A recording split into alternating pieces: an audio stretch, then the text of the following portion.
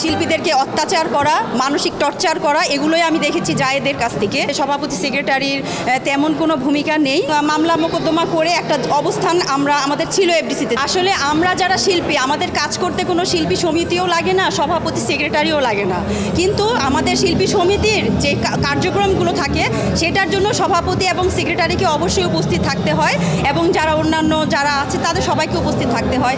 আমাদের সময়ে নিপুণাপু আমাদের সময়ে কিন্তু আমরা সব সময় শিল্পী সমিতিতে ছিলাম, সব কার্যক্রমগুলো সম্পূর্ণ করার, ভালোভাবে কাজ করার আমরা চেষ্টা করেছি।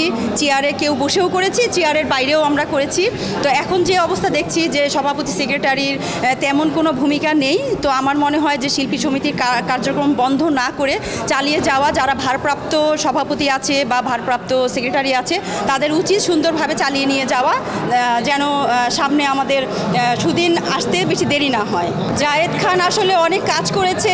আমি নিজে শিল্পী হয়ে এরকম কিছু দেখতে পাইনি, শুধু দেখেছি শিল্পীদের পদ স্থগিত করা, শিল্পীদেরকে অত্যাচার করা, মানসিক টর্চার করা, এগুলোই আমি দেখেছি জায়েদের কাছ থেকে।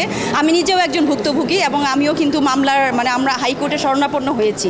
তো জায়েদ কী কাজ করেছে আসলে আমার বোধগম্য না। তবে তারপরের যে প্যানেল, নিপুণাপুর প্যানেল, ইলিয়াস কাঞ্চনের প্যানেল, সেখানে আমরা যতটুকু দেখেছি বা আমরা যতটুকু লাভবান হয়েছি, শিল্পীরা কাজ করতে পারছে। নিপুণাপুও অনেক চেষ্টা করছে যে সেও অনেক কাজ করেছে, তারও ছবি রিলিজ হয়েছে।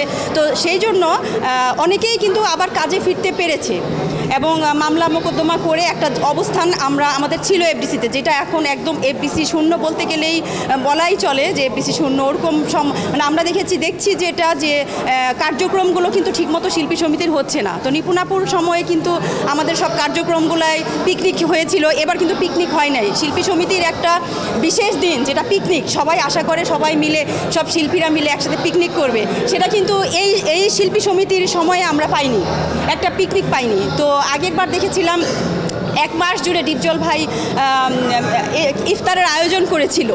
হ্যাঁ, তো এবার কিন্তু ইফতারের আয়োজন হয় নাই।